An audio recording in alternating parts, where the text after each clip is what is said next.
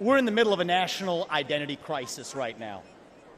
Faith, patriotism, hard work, and family have disappeared, only to be replaced by race, gender, sexuality, and climate.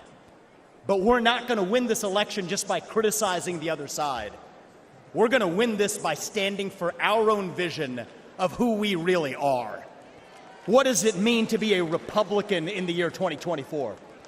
What does it mean to be an American in the year 2024? As the 2024 presidential election looms on the horizon, a palpable sense of unease is gripping the Democratic Party. Behind closed doors and in hushed conversations, a growing chorus of alarm is rising among Democratic strategists and lawmakers. A source of their concern? The radical shift in Republican political strategy that's leaving many Democrats scrambling for a response. The inflation is absolutely destroying our middle class, our working class, virtually every class. Inflation is a disaster in our country. Inflation is a country buster. It breaks every country. And we had, in my opinion, the worst inflation we've had. They say it's 58 years, but I think it's much more than that. It's been devastating. And if you just take a look at a lot of things they don't include, like interest rates. Interest rates went from 2.4% to 10%, and you can't get the money. People can't buy houses. The rise of anti-American rhetoric on the right.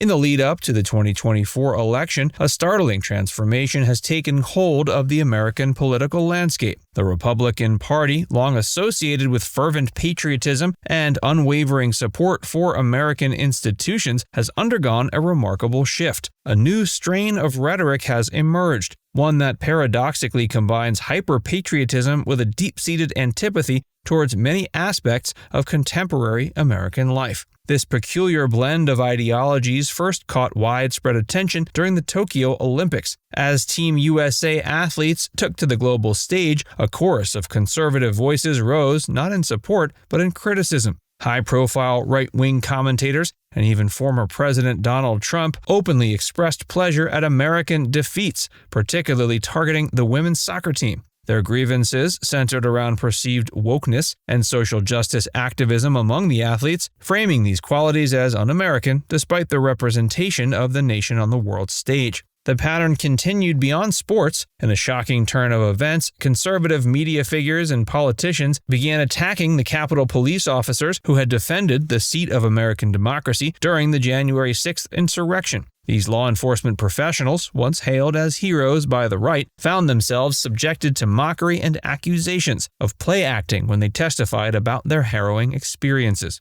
It marked a stark departure from the GOP's traditional stance as the party of law and order. The shift in rhetoric represents more than just a temporary political strategy. It signifies a fundamental change in how a significant portion of the American right views their country. The concept of patriotism on the right has evolved into something akin to a funhouse mirror reflection of its former self. It's a worldview where love for an idealized version of America coexists with contempt for the nation as it actually exists. The roots of this transformation can be traced back to the Trump era, but its current manifestation goes beyond the influence of any single political figure. It taps into a deep well of disillusionment and alienation felt by many conservatives who see an America increasingly at odds with their values and vision for the country. The rise of progressive social movements, changing demographics, and perceived liberal dominance in cultural institutions have fueled a sense of loss and betrayal among this segment of the population.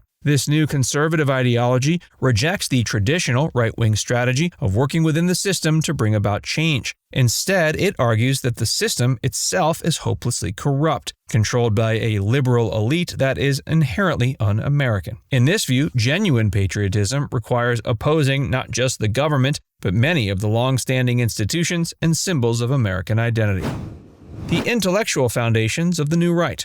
While the rise of anti-American rhetoric on the right may seem sudden, its roots run deep into the intellectual soil of conservative thought. Behind the provocative soundbites and confrontational tactics lies a complex web of ideas cultivated by think tanks, academics, and political theorists. At the forefront of the intellectual movement stands the Claremont Institute, a conservative think tank that has become the epicenter of what some call the New Right. The Claremont Institute, once a relatively obscure organization, has risen to prominence in recent years as a breeding ground for radical conservative ideas. Its influence has grown exponentially, shaping the thoughts and strategies of key figures in the Republican Party. The Institute's scholars have crafted a narrative that portrays modern America as a nation that has strayed far from its founding principles, corrupted by progressive ideologies and liberal institutions. Central to the Claremont worldview is the concept of a counter-revolution. The idea posits that America has already undergone a silent revolution, one that has transformed the country's fundamental character without most citizens realizing it. According to this theory, progressive forces have gradually taken control of key institutions,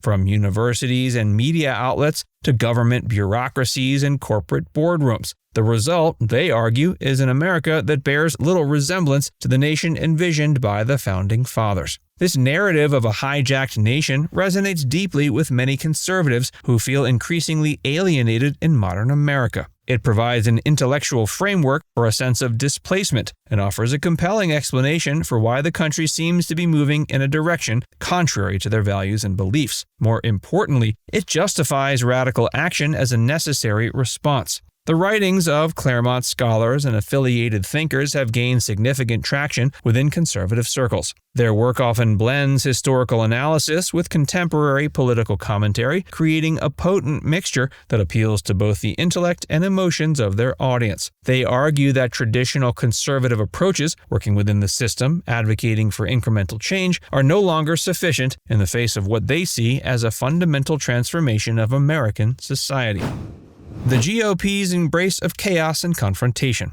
The intellectual shift within conservative circles has manifested in a striking change in Republican political strategy. The GOP has increasingly embraced tactics of chaos and confrontation. This new strategy has become evident in the actions of Republican lawmakers at both state and federal levels. Incidents of disruptive behavior, once considered beyond the pale of political decorum, have become increasingly common. From shouting matches on the House floor to deliberate obstruction of legislative processes, GOP representatives have adopted a more combative stance. Perhaps more alarmingly, there's a growing trend of intentionally creating governmental dysfunction. This strategy operates on the belief that by highlighting the ineffectiveness of government, Republicans can strengthen their argument for dramatic reform or reduction of federal power. There's also been a notable increase in aggressive rhetoric directed at political opponents, with some fringe elements even resorting to threats of violence. The embrace of chaos and confrontation has its risks, though. It threatens to further polarize an already divided electorate and could potentially alienate moderate viewers.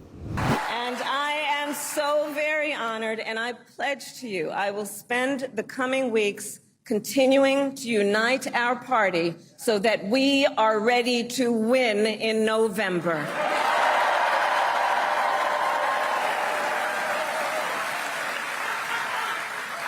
So, friends, we have 105 days until Election Day, and in that time, we've got some work to do.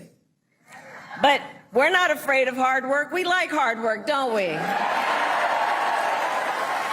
And we will win this election.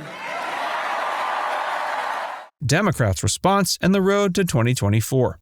As the Republican Party leans into chaos and confrontation, the Democratic response has been a mix of alarm, strategic calculation, and attempts to position themselves as the party of stability and responsible governance. The Democrats face a complex challenge: how to effectively counter the GOP's aggressive tactics without descending into the same level of discord. Initially, many Democrats adopted a stance of moral outrage. But as the GOP's confrontational approach persisted, Democratic strategists began to see potential advantages. They have increasingly sought to frame the Republican Party as extremist and unfit for governance, hoping to appeal to moderate voters and disaffected Republicans. The Democrats have also been working to strengthen their messaging on key issues like healthcare, climate change, and economic inequality. But the Democrats' response hasn't been without its own internal tensions. Progressive members of the party have pushed for a more combative combative approach, arguing that the Republicans' tactics demand an equally forceful response.